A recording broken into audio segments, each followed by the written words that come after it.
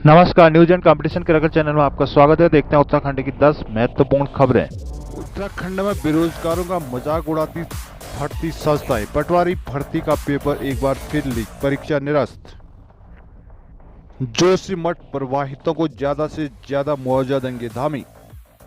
विकास विभाग में मिशन वात्सल्य परियोजना के अंतर्गत नियुक्त अस्थायी कर्मचारियों को हटाने पर रोक। नैनीताल बेहाल, बारिश बर्फ घटी, आग और तापमान बढ़ा। रामनगर के तराई पश्चिमी वन विभाग में पक्षियों का व्यवहार जानने को जुटेंगे विशेषज्ञ। UKPCS paper leak, coaching centre resort से आयोग का गठजोड़ फिर से बेनकाब। लोक सेवा आयोग भी फेल, अब कौन कराएगा भर्ती परीक्षाएं। जेईई और प्रवक्ता भर्ती परीक्षाओं के पेपर भी लीक। लोक सेवा आयोग, निष्ठा में दरार, भरोसे की फिर टूटे एक बार दीवार। अब निगाह सबसे बड़ी फॉरेस्ट भर्ती घाट पर। जोशीमठ में होटलों का ध्वस्तीकरण शुरू। बिजली कटौती से राहत, प्रदेश को 7 राज्यों से मिली बिजली। उत्तराखंड लोक सेवा आयोग की 8 जनवरी को हुए राजस्व उप निरीक्षक पटवारी लेखपाल परीक्षा 2022 का पेपर लीक हो गया। पेपर आयोग के ही अति गोपन विभाग के अनुभाग अधिकारी संजीव चतुर्वेदी ने पत्नी के साथ मिलकर लीक कराया। एसटीएफ ने अनुभाग अधिकारी और उसकी पत्नी समेत 5 को गिरफ्तार कर लिया है। इसके पास से परीक्षा सामग्री और 41.5 लाख रुपए बरामद हुए। आयोग ने आरोपी अनुभाग अधिकारी को निलंबित करते हुए पटवारी भर्ती परीक्षा रद्द कर दी है। अब यह परीक्षा 12 फरवरी को दोबारा होगी। मामले में 7 लोगों के खिलाफ मुकदमा दर्ज किया गया। एसटीएफ ने बृहस्पतिवार को पटवारी लेखपाल भर्ती के पेपर लीक का खुलासा किया। एसएसपी एसटीएफ आयुष अग्रवाल ने बताया कि परीक्षा 2 दिन बाद पेपर लीक होने की सूचना मिली थी, जिस पर एसटीएफ की 4 टीमें बनाकर हरिद्वार और आसपास के क्षेत्रों में रवाना की गई। शुरुआती हड़ताल में आयोग के ही एक कर्मचारी का हाथ सामने आ रहा है। एक अभ्यर्थी ने आयोग के अनुभाग अधिकारी संजीव चतुर्वेदी के नाम का खुलासा किया। एसटीएफ ने इसकी गहराई से पड़ताल कर उसे हिरासत में ले लिया है। पूछताछ में पता चला कि संजीव चतुर्वेदी ने अति गोपनीय कार्यालय से सभी 380 सवालों की तस्वीर मोबाइल से खींचकर अपनी पत्नी ऋतु को भेज दी। इसके बाद ऋतु ने सवालों को हाथ से लिखकर राज्यपाल को दिया। राज्यपाल ने अन्य लोगों के साथ मिलकर अभ्यर्थियों तक पेपर पहुंचाया और 2 फॉर्म हाउस यूपी के बिहारीगढ़ और हरिद्वार जिले के लक्सर में हल करवाए गए। पूछताछ के बाद एसटीएफ ने संजीव चतुर्वेदी के साथी राज्यपाल संजीव कुमार और राजकुमार को गिरफ्तार कर लिया। देर शाम एसटीएफ ने संजीव चतुर्वेदी की पत्नी ऋतु को भी गिरफ्तार कर लिया। इसके अलावा मनीष कुमार निवासी रुड़की और प्रमोद निवासी लक्सर को भी मुकदमे में नामजद किया गया है।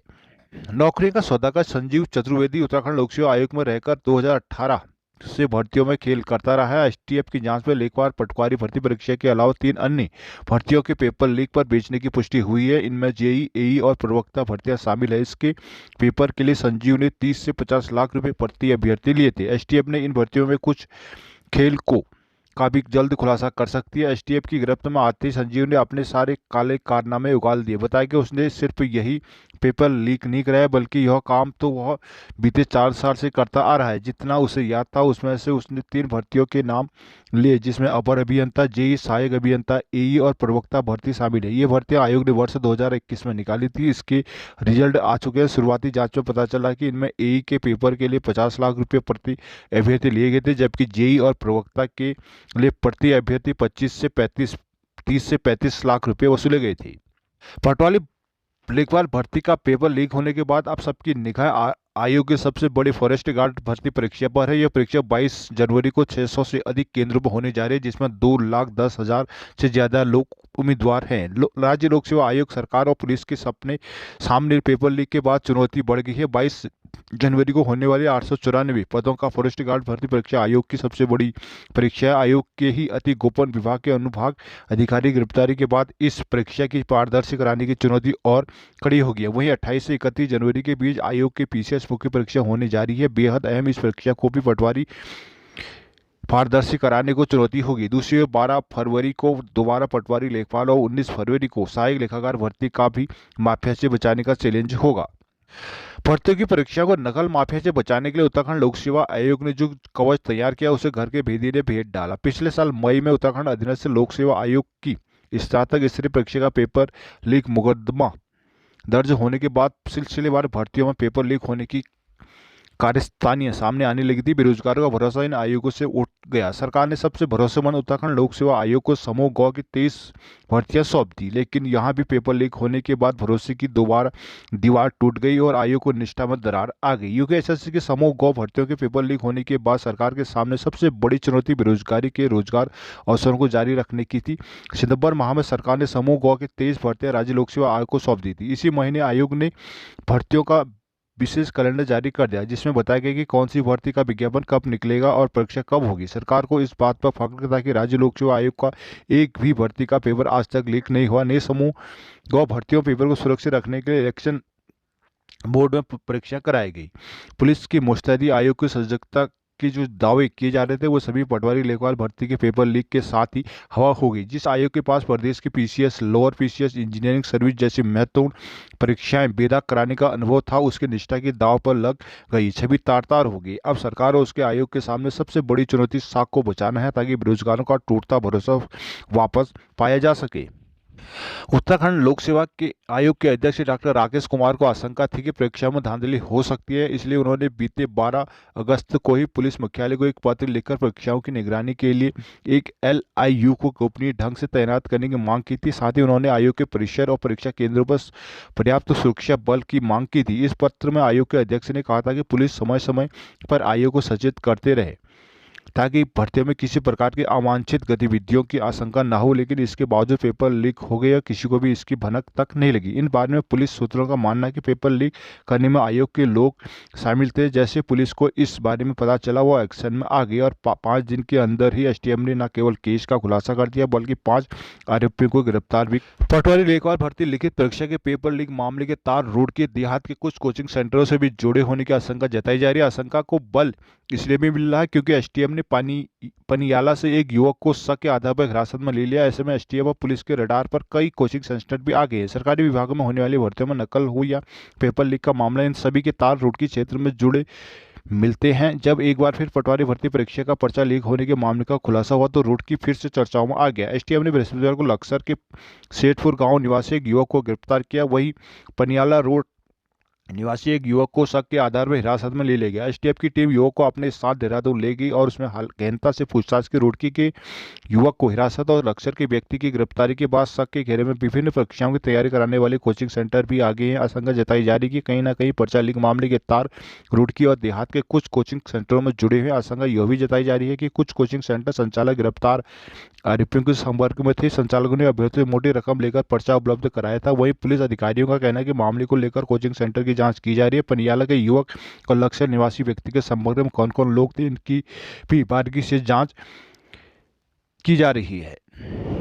जोशीमठ में भू धसाव के बाद चिन्हित किए गए होटल माउंट व्यू और मलारी इन के ध्वस्तीकरण की कार्रवाई आखिरकार बृहस्पतिवार को शुरू कर दी गई। सीबीआरआई की देखरेख में एक सप्ताह में दोनों होटलों को जमींदोज कर दिया जाएगा। इन दोनों दौरान किसी प्रकार का विरोध ना हो। 2 दिन अफवाहों की स्थिति के बाद बृहस्पतिवार को होटलों की डिसमेंटल करने की कार्रवाई शुरू होगी। अपराह्न 3 बजे बद्रीनाथ हाईवे पर पुलिस ने बैरिकेडिंग लगा दी। पुलिस के साथ ही एसडीआरएफ की टीमें वहां मौजूद थी। थोड़ी देर बाद क्रेन ने दोनों होटलों की छत से जनरेटर और पानी की टंकी को निकाला। बिजली के खंभों को भी काटकर हटवाया गया। अपराह्न 4:15 बजे मलारी इन के मालिक ठाकुर सिंह राणा परिवार के साथ होटल से बाहर आए और पुलिस अधिकारी के साथ चले गए। इसके बाद एसडीआरएफ की टीम ने होटल की छत से सामान को निकालने का काम शुरू किया। डीएम हिमांशु खुराना ने बताया कि दोनों होटलों की एक सप्ताह में डिसमेंटल कर दिया जाएगा। जोशीमठ भू धसाव आपदा पीड़ितों को सरकार बड़ी राहत दे सकती है। शुक्रवार को होने वाली कैबिनेट बैठक में जोशीमठ के भविष्य को लेकर रोडमैप तैयार जारी किया जाएगा। सरकार की कवायद नई टेहरी की तर्ज पर बनाया जाएगा नया जोशीमठ। जोशीमठ आपदा में जिन लोगों के घर पूरी तरह से क्षतिग्रस्त हो चुके हैं उन्हें एसडीआरएफ फंड से 1,30,000 रुपये अतिरिक्त सहायता राशि दी जाएगी। ऐसे 10 प्रभावित परिवारों को अब तक 13 लाख रुपए की सहायता राशि वितरित की जा चुकी है।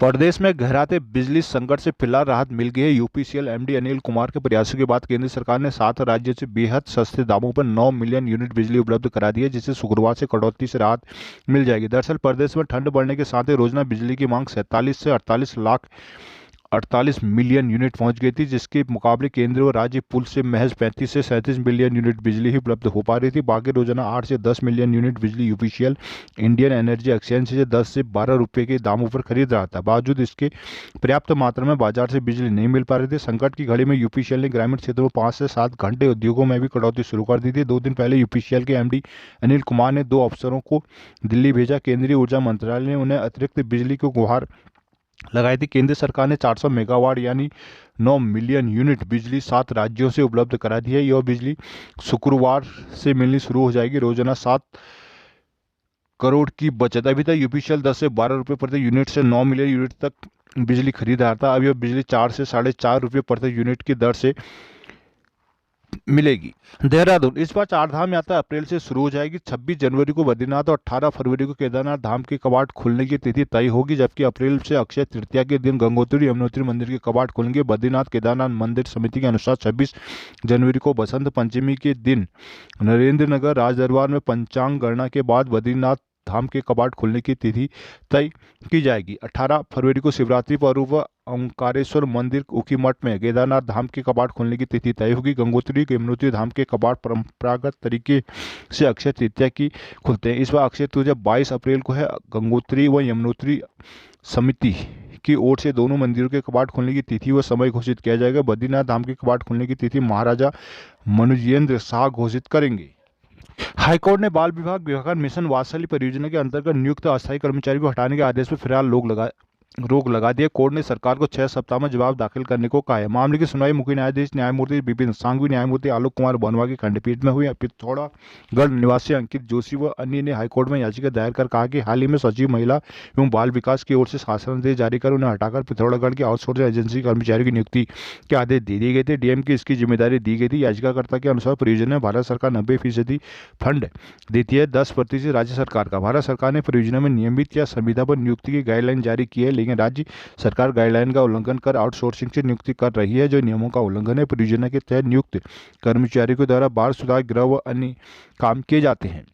नैनीताल, सर्दियों में पहाड़ों का अधिकतम तापमान हर साल बढ़ रहा है। नैनीताल में पिछले कुछ साल में तापमान में वृद्धि दर्ज की गई है, जबकि बारिश और बर्फबारी में कमी आ रही है। मौसम विज्ञानी भी इस बात को लेकर चिंतित है। वही आसपास लगातार बनाने की घटनाएं भी सामने आ रही है। आर्यभट्ट परीक्षण विज्ञान और शोध संस्थान एरिज के वायुमंडलीय वैज्ञानिकों के अनुसार सर्दियों में भूमध्य सागर से उड़ने वाले चक्रवाती प्रवाह के साथ निचले वायुमंडल की गतिकी भी वर्षा बर्फबारी के लिए अहम होती है। पिछले कुछ सालों से पश्चिमी विक्षोभ के सक्रिय होने के बावजूद बारिश बर्फबारी में कमी आई है।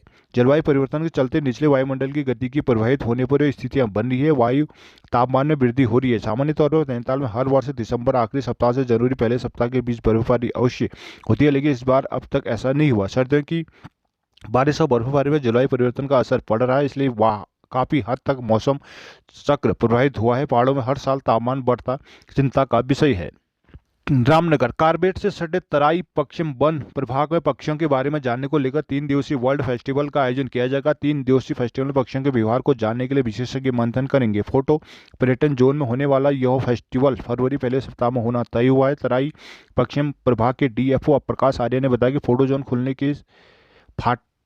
खुलने के साथ ही यहां पर वन्यजीव, कीट पतंगों आदि बहुत तादाद में देखने को मिले हैं। तराई में की गई प्रजातियों के पक्षी पाए जाते हैं। कारबेट पक्षियों की प्रजातियों की संख्या 500 से अधिक है। बताया कि लगातार पर्यावरण में बदलाव देखा जा रहा है, इसलिए पक्षियों के व्यवहार, उनके भोजन, उनके उड़ने की शक्तियों में कहीं ना कहीं फर्क जरूर पड़ा होगा। कहा, अब फाटू पर्यटन जोन में फरवरी के पहले सप्ताह में वर्ल्ड फेस्टिवल मनाया जाएगा। कार्यक्रम में कारबेट, उत्तराखंड समेत कई प्रदेशों के विशेषज्ञ पहुंचेंगे। पक्षियों में होने वाले बदलाव को खोजने पर मंथन किया जाएगा। जोशीमठ, अपने भविष्य को लेकर आशंकित जोशीमठ के भूदशा क्षेत्र प्रभावित लोगों ने गुरुवार को सीएम पुष्कर सिंह धामी के साथ अपना दर्द और भय साझा किया। स्थानीय जनप्रतिनिधियों और लोगों से सीधा संवाद करते हुए सीएम ने कहा कि आपदा की घड़ी में सबको तालमेल से काम करना होगा। जो लोग आपदा की वजह से प्रभावित हैं, उनकी जानमाल की सुरक्षा सरकार की सर्वोच्च प्राथमिकता है। उनके आगे का रास्ता बनाया जाएगा। मुख्यमंत्री ने कहा कि जिन लोगों के मकान, दुकान, व्यवसाय प्रभावित हैं, उन सभी को अंतरिम सहायता के रूप में 1.5 लाख रुपये तत्कालिक रूप में दे दिए जा रहे हैं। सीएम ने वादा किया कि प्रभावित लोगों के पुनर्वास के लिए सरकार हर संभव सहायता करेगी। सीएम पुष्कर सिंह धामी ने जोशीमठ के भूदशा प्रभावित क्षेत्रों में राहत और बचाव कार्यों में तैनात सुरक्षा बलों, वैज्ञानिकों का हौसला बढ़ाया। कहा कि प्रभावित लोगों की सुरक्षा को सर्वोच्च प्राथमिकता में रखा जाए। सीएम ने सुनील स्थित आईटीबीपी कैंप में सेना, आईटीबीपी, एनडीआरएफ के अधिकारियों भूदशा की जांच कर रहे वैज्ञानिकों से विस्तार से अपडेट लिया।